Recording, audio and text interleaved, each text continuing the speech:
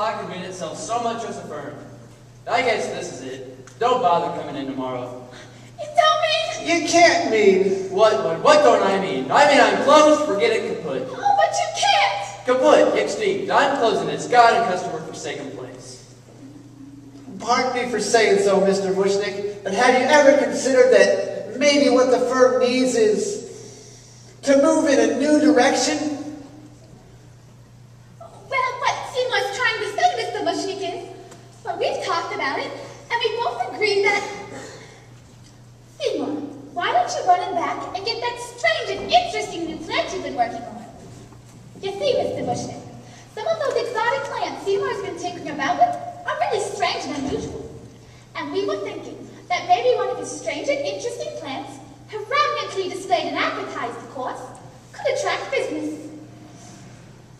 I'm afraid it isn't feeling very well today. Yeah, now isn't that bizarre? At least. What kind of a weirdo plan is that, Seymour? I'm not really sure, Mr. Mushnick, but it looks like some kind of fly trap, and I can't identify it in any of my books.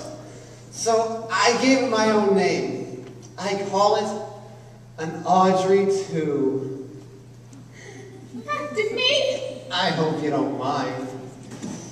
You see, Mr. Mushnick, if you take a strange and interesting plant like this, and if you put it in the window here, well then maybe, just maybe Maybe what? Do you have any idea how ridiculous you sound?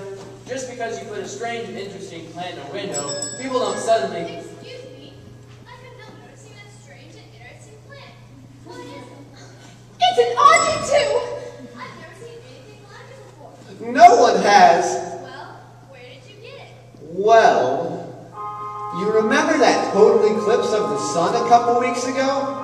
I was walking in the wholesale flower district that day, and I passed by this place where this old Chinese man, he sometimes tells me weird and exotic cuttings, because he knows, you see, strange plants are my hobby.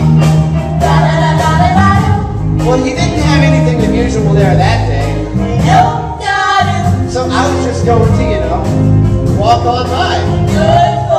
When suddenly, and without warning, there was this total eclipse of the sun.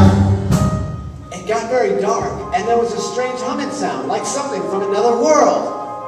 And when the lights came back, this weird plant was just sitting there.